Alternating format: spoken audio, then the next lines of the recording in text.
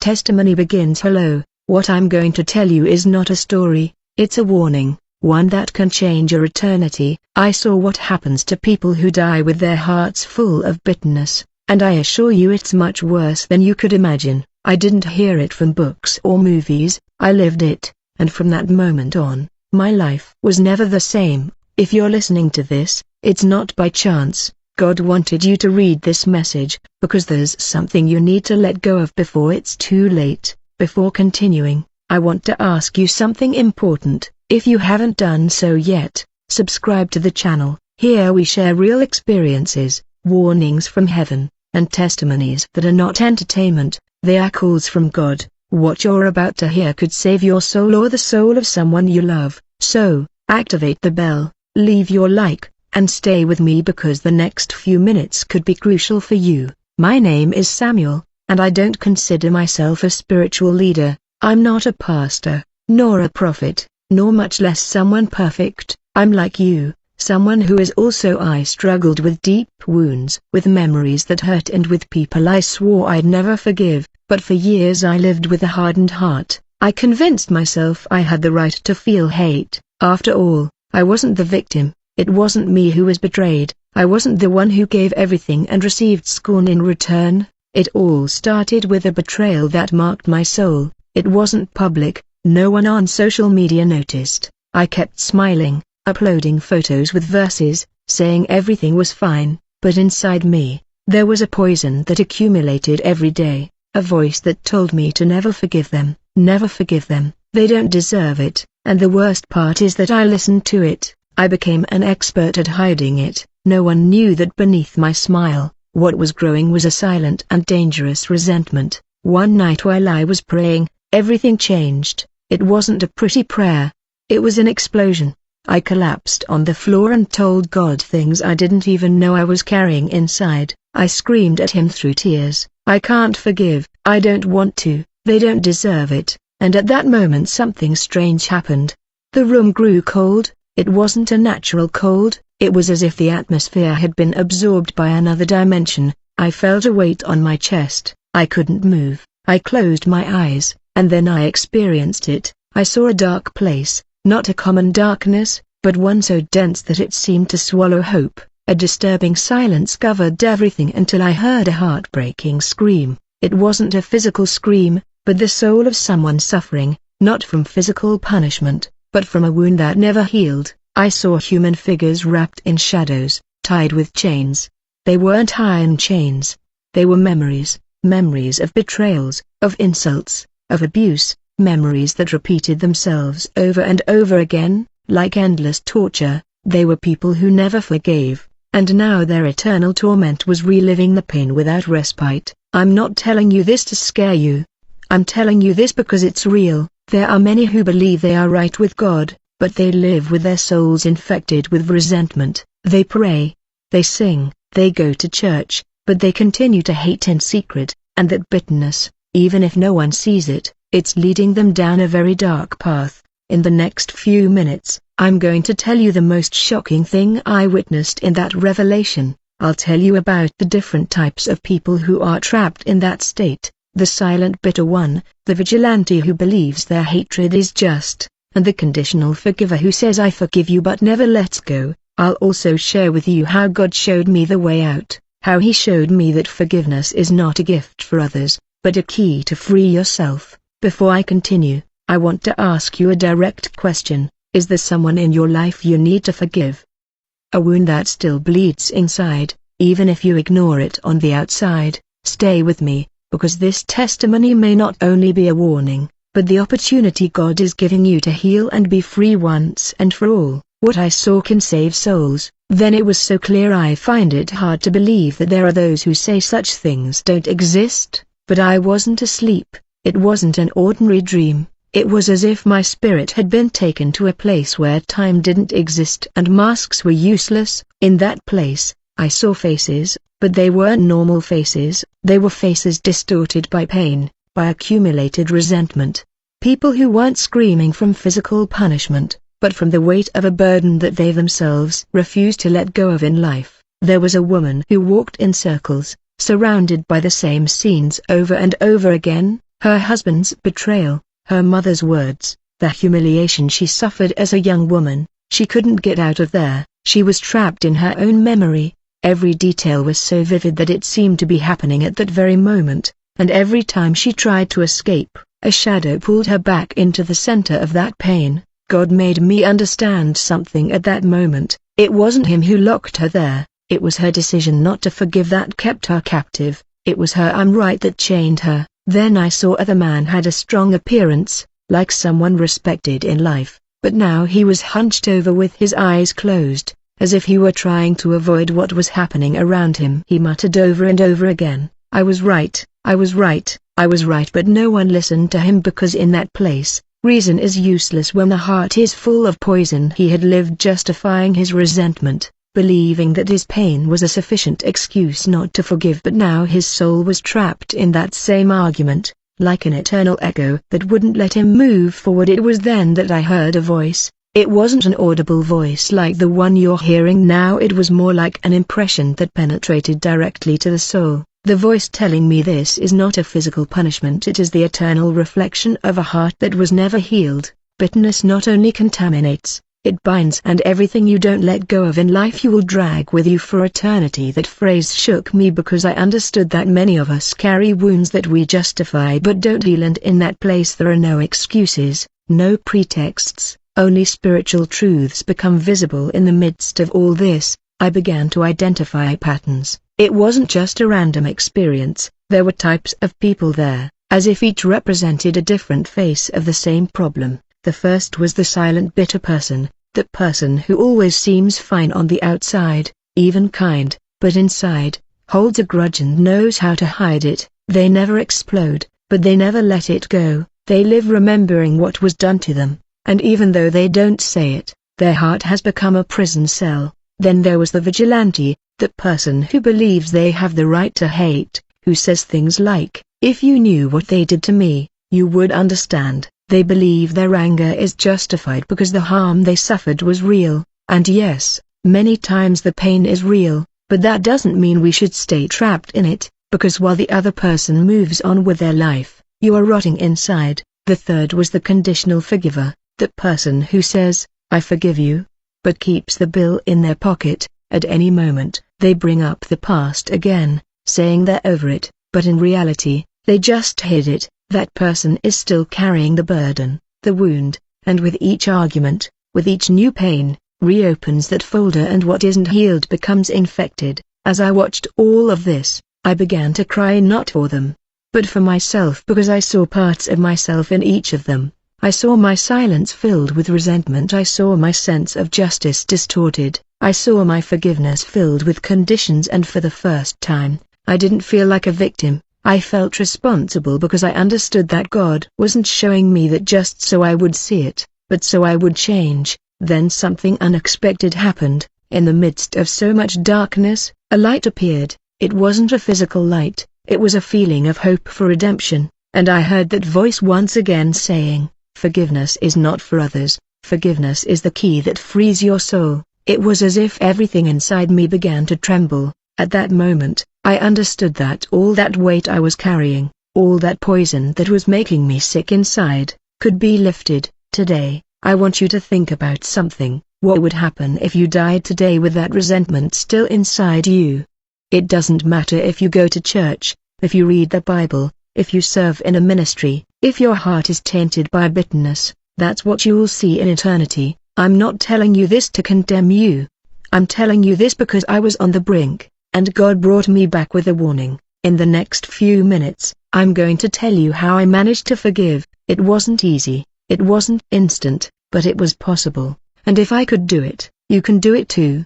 But before that, I need to invite you. You can share this video with someone you know still holds a grudge. You can write in the comments if you've also struggled with forgiveness. When that light appeared in the midst of all that darkness, my soul reacted as if something inside me was awakening for the first time in a long time. It wasn't a blinding light, nor was it warm like a fire. It was a light that brought truth, and the truth, when it hits you head on, it's not always comfortable. I felt as if my heart was being stripped bare. All my justifications, all my excuses, All my arguments disappeared. The only thing left was a question that echoed inside me: is it worth continuing to carry this? I didn't know how to answer for a moment. I realized something I had never seen clearly before. The resentment had not only affected my soul, it had also affected my body, my relationships, my peace, even my communion with God. I had become someone who seemed fine but lived with a rotten root inside, and in that spiritual place where God took me, I couldn't hide everything. It was exposed. My true state was not what I showed in public, but what manifested when no one else could. I saw myself, and then the hardest process of my life began. Truly forgiving God didn't give me a speech, He didn't read me a verse. He just showed me faces of people who had hurt me, people I had eliminated from my heart like deleting a contact from my cell phone. Some of those wounds were years old, others were recent. But all of them were alive inside me, as if they had just happened. I said I'd gotten over them, but He showed me that no, because when something still hurts, just remembering it means it hasn't healed yet. One by one, those faces began to pass before me. It was as if God was asking me, "And have you forgiven him?" I looked down. I couldn't answer because I knew no, even though I had said with my mouth, "I leave it in God's hands." My heart was still clenched in a fist. I didn't want divine justice. I wanted emotional revenge. I wanted them to feel the same way they made me feel, and that, even though many don't say it, is the root of bitterness, an unconfessed desire for the other to suffer like you suffered. I cried like I did. I hadn't done it for a long time, not out of pain but out of shame, because I understood that while I pointed the finger at those who hurt me as the bad guys, there was something even more serious inside me, spiritual pride. That pride that made me feel superior, a victim, was just, and God didn't speak to me with anger or condemnation. He spoke to me with compassion but firmly. He told me deep in my heart, you can't be free if you don't let go of this. You can't move forward if your soul is still tied to the past. I want to use you, but I first need to heal what consumes you inside. At that moment, I made a decision, not because I felt it, but because I understood it was the right path. And there lies a truth that many don't know how to forgive. It's not a feeling, it's a spiritual decision made out of obedience, not emotions. If you wait to feel like forgiving, you may never do it, because the pain whispers to you constantly, "Don't do it, it doesn't deserve it." Don't lower yourself, but the Holy Spirit, if you're willing, tells you otherwise. Do it, free yourself. I'm waiting for you on the other side of forgiveness. So in the middle of that spiritual encounter, I began to forgive one by one out loud. I said their names, and I did it trembling, because it wasn't easy. Some names hurt me more than others, some I didn't even want to say, but with each name something broke, not in them, in me. I felt as if invisible chains had fallen from my chest. I breathed differently, I thought differently, I cried, but it was no longer a cry of rage. It was one of liberation. For the first time I felt I was truly clean inside, and it was in that moment that the voice spoke to me again. This time it was like a promise. Now I can use you, now you are free, now you can move forward. I didn't know what that meant exactly, but I understood that God had not only healed me, but He had prepared me, because when the heart is full of bitterness, it cannot receive the new. It's like trying to fill a broken vessel. No matter how much they pour on you, everything is lost if you are not whole inside. Hello, I want to tell you something that maybe they never told you. Forgiveness doesn't change the past, but it changes your future. It doesn't erase what was done to you. It doesn't automatically make the pain go away, but it allows you to heal, move forward, and stop being a slave to what others did to you. And when you make that decision, it's as if heaven itself leaned in your favor. I got out of that experience being someone else, not because I had all the answers, but because I finally had peace. And believe me, peace is worth more than reason. Forgiveness gave me back my life. It gave me back my rest, my joy. I no longer had to pretend. I no longer had to avoid certain topics. I no longer had to look the other way when something reminded me of the past. I was clean, and if you're reading this, know that God wants to do the same with you. No matter how long you've been carrying it, it doesn't matter if the pain was recent or comes from childhood. It doesn't matter if it was your partner, a family member, a spiritual leader, Or yourself? Yes, you too may need to forgive yourself. Because sometimes the greatest resentment is the one we feel toward our own mistakes. In the next few minutes, I'm going to tell you how my life changed completely after that experience, the things God began to restore, and how I even came face to face with one of the people who hurt me the most. What happened there was a miracle, but before continuing, do something with me. If you're ready to let go, comment below, Lord, I want to forgive. It doesn't matter if you still don't know how. Confession opens a door. This is just beginning, and what's coming is even deeper after that spiritual experience. Everything changed in me. It wasn't something mystical or exaggerated, it was real. The next day, I woke up with a strange feeling, as if my soul was breathing for the first time in years. I didn't have that pressure in my chest. There were no dark thoughts swirling around in my mind since early in the morning. I felt light, not because the world had changed, but because I had changed inside. And believe me, when you free yourself from bitterness, even your colors look different. However, what came next wasn't easy because God didn't just want me to forgive from the heart. He also wanted me to show it with actions, and that's where many back down. Because forgiving in prayer is one thing, but looking into the eyes of the person who destroyed you and doing it without hatred is another level, and that was the next step the Lord asked of me. He spoke to my heart with a phrase that resonated in me for days. He said, healing is not here, complete if forgiveness isn't put into practice. A few weeks passed and one of the people who had hurt me deeply sent me a message. It wasn't an apology, just a few cold words, almost as if nothing had happened. The me from before would have ignored that message, deleted it, and said, it doesn't deserve my attention. But the healed me understood that this was the test, the opportunity to show that forgiveness wasn't just emotion, but transformation. I prayed, took a deep breath, and responded, not with pride, not with distance, but with love. I said, hello, thank you for writing, I'm fine, and I hope you're fine too. I don't hold anything back in my heart. God bless you. My hand trembled as I wrote that, not because it was difficult, but because it was the first time I felt true compassion for the person who had hurt me. In that moment, I confirmed that forgiveness not only frees you, but also makes you mature spiritually. I was no longer a victim, I was someone who had overcome evil with good, and what happened next was even more surprising. That person responded. He told me he never thought I would respond kindly, that he expected rejection, that he assumed I hated him, and then, with halting words, he asked for my forgiveness. I don't know if it's ever happened to you, but hearing someone who hurt you ask for forgiveness, genuinely, after having secretly forgiven him, it's like a seal from heaven confirming that God is in control of everything. I cried again, but this time it wasn't out of pain, it was out of gratitude, because I understood that when you let go of bitterness, God can begin to restore things that seemed impossible, and not only that, He begins to use you as an instrument of peace in the midst of broken relationships.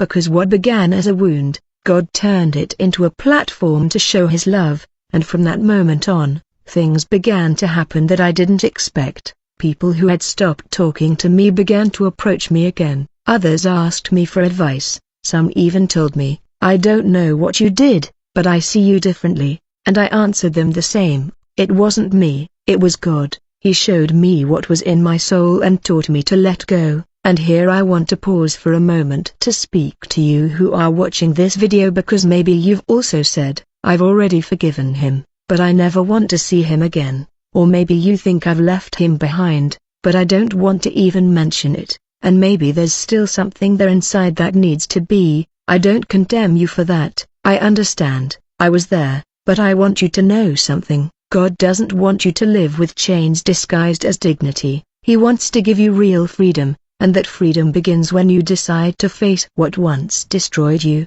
with the power of Christ's love. You don't need to seek that person out today, you don't have to force a conversation, but you can pray for them, mention them with a clean heart, and if one day God allows a reunion, be ready to respond as they would, because true forgiveness doesn't wait for the other to change. Change yourself first, and God will take care of the rest. During this time, I also began to heal other areas. My relationships improved, My emotional health began to stabilize. I slept better, I felt more present, more human, more at peace, and I discovered something I never imagined. Forgiveness also brings physical and mental restoration. Many live sick, not from viruses or bacteria, but from grudges that have festered in the soul, and when you decide to free your heart, your whole body feels it. You can't imagine how many times after that experience, memories came back to me. I had thoughts like, but what they did to you wasn't fair, or why did you have to be the one to forgive?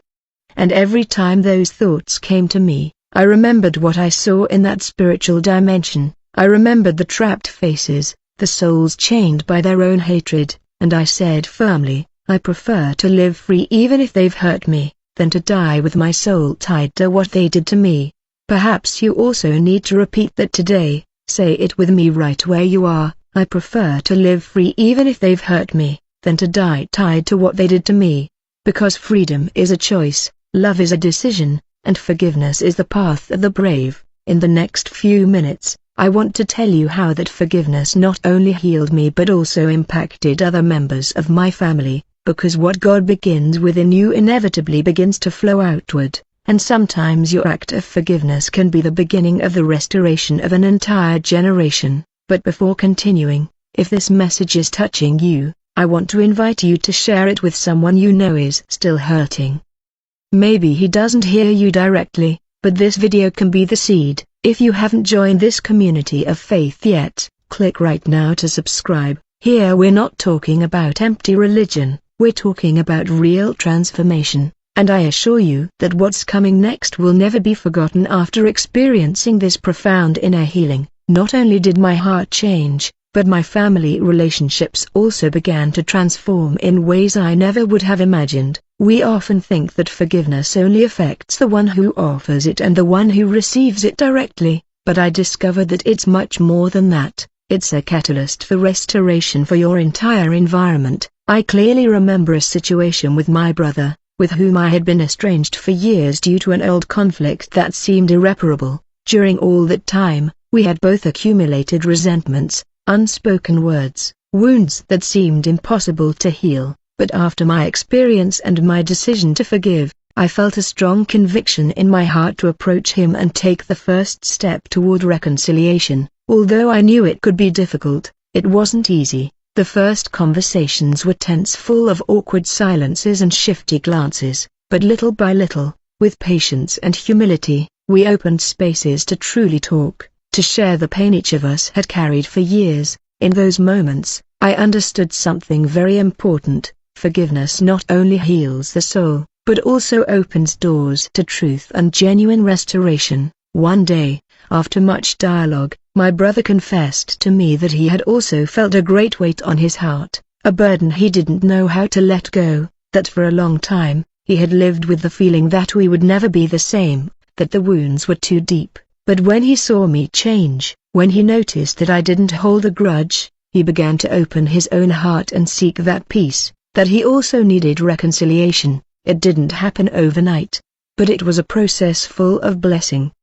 What seemed impossible became a reality because God acted amidst our willingness to forgive and be forgiven. Not only that, but that reconciliation inspired other members of my family to begin healing their own wounds. The bitterness that had separated homes began to disappear, and in its place, a renewed desire for unity and love emerged. Today, I want to tell you something with all sincerity. No matter how broken your family is, no matter how many times you've fallen into resentment or division, God can restore what seems lost. But the key is for someone to take the initiative, someone to have the courage to forgive first, to lower their pride, and to open the door for healing to begin to flow. Sometimes we think we need the other person to change first, to apologize, to acknowledge the damage, but the truth is, forgiveness is an act of faith and obedience that frees your soul, even if the other person doesn't change immediately. And when you change, God often uses that change to move the hearts of others, in His perfect timing. While my family was healing, I also noticed changes in my personal and spiritual life. My relationship with God grew deeper and more sincere because I was no longer carrying that weight that was holding me back. I began to have clear dreams, to feel direction in decisions that previously seemed confusing, and to experience a peace that surpasses everything, understanding. Perhaps you too are seeing this and feel like you need God to perform a miracle in your family, in your relationships, in your heart. I want to encourage you not to lose hope, not to give up even if it seems impossible, because I witnessed that when you decide to forgive, God begins to write a new story, a story of restoration, love, and miracles. In the next few minutes, I will share with you how this experience led me to face other challenges and how faith sustained me in the midst of trials that seemed greater than me. But before continuing, I invite you, if this message is touching you, to share it with someone who needs to hear that restoration is possible. After God began to restore my family and my heart, there came a time when my faith I was tested in ways I never imagined, because healing the soul doesn't mean that problems disappear, but rather that you learn to face them with new strength or a new perspective. In those difficult moments, I understood that forgiveness and restoration were just the beginning of a deeper path that God wanted me to walk with. One of the greatest challenges was learning to trust God again, not just with words but with concrete actions. Sometimes, when we've been hurt, we put up walls of protection that isolate us and make us doubt even divine love. For a while, I felt like my prayers were falling silent and that the answers weren't coming. Developed testimony, but the experience I had sustained me. It reminded me that I wasn't alone, that God had opened a door for me and that I had to stand firm. In those moments, fear and uncertainty wanted to return. The past seemed to whisper in my ear, "Why do you trust if you've been hurt? Why do you think things will change?" But my spirit remembered the dark place I'd been in and the light that had come to me. I remembered the promise of freedom and healing that God gave me, and little by little, my faith grew, not based on circumstances but on trust in His word. During that process, I began to get more involved in my spiritual community, not to show off or receive recognition, but to share what God had done in me. I wanted others to know that no matter how deep the pain or how many times you'd been hurt, there was always hope, and in doing so, I discovered that many people also carried bitterness, open wounds, and that my words could be a bridge to their healing. Perhaps one of the most difficult things was facing the judgment and incomprehension of some, because not everyone understands that forgiveness is a brave and painful act. Some told me I was weak. Others told me I was forgetting justice. But I learned that true strength is not in holding a grudge, but in letting go and moving forward. At that moment, I understood that my testimony was not only to heal my soul, but to bring light to those in darkness. The more I walked in that truth, the more I saw how God used my story to bless lives. The words that were once mine, full of bitterness and pain, became messages of hope and liberation, because God transforms pain into purpose when we give Him control, and that transformation was what allowed me to overcome trials far greater than any past hurt. If you are going through difficult times, if you feel bitterness is consuming you, or that life has hit you too hard, I want to tell you something with all my heart. You are not alone. God is with you, waiting for you to open the door to your heart. No matter how dark the path seems, there is always a light that guides you, and that light is forgiveness, healing, and the love that only He can give.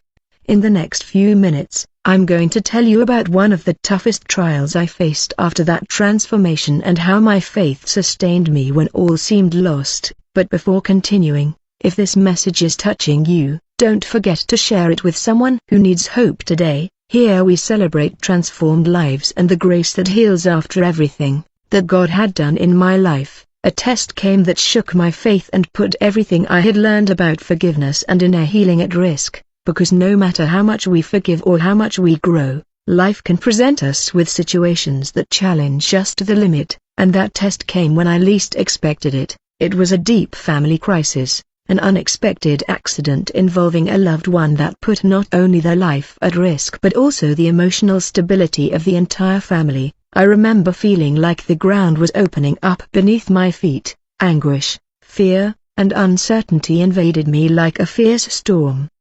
But this time I couldn't allow myself to fall into the same dark place I'd been before. I had to hold on to what God had already planted in my heart. In the midst of that situation, the temptation of bitterness reappeared. Thoughts like, why me? What now? Why does God allow this after everything I did? Thoughts began to haunt my mind, but something inside me refused to give in. I remembered the light that reached me, the voice that spoke to me of forgiveness and liberation, and although the pain was intense, I decided to keep my faith firm. I prayed harder than ever, not only asking for a solution to the problem, but also for peace for my heart and for my family. In the midst of the trial, I began to see small but clear signs that God was working, maybe not in the way I expected, but in His time and according to His will, and that taught me a great lesson. Faith doesn't always change circumstances, but it always transforms those who have it. During those days of anguish, I remembered the power of community. I wasn't alone. People from the church were praying with me. That gave me unexpected strength. I understood that although the path can be lonely at times, faith is a bond that unites those who believe and can sustain us in the strongest storms.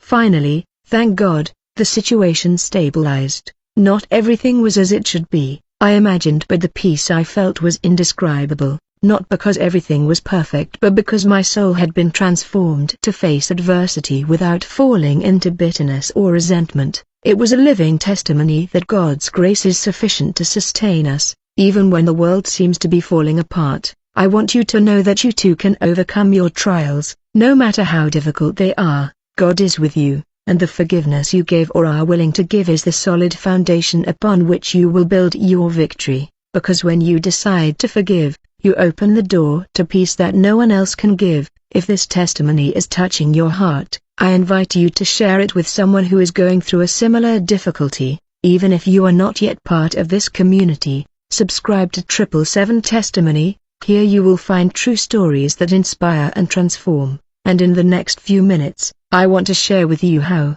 after that trial, God used me to help others who were trapped in bitterness and pain. After facing the toughest trial of my life, I experienced something that changed. My perspective completely changed. God began using my story to touch other lives. It wasn't something planned or sought after, but a supernatural movement that surprised me and filled me with gratitude, because, as I told you before, forgiveness and healing not only transform those who receive them, but also turn them into a channel of blessing for others. I began to give my testimony in the local church. At first, it was only for a few, but little by little, people began to approach me to tell me their own wounds, stories of bitterness, resentment, betrayals that seemed impossible to overcome, and every time I listened, I felt the same pain I had felt, but also the hope that they could move forward. One day, after a special service, a woman approached me with tears in her eyes and said,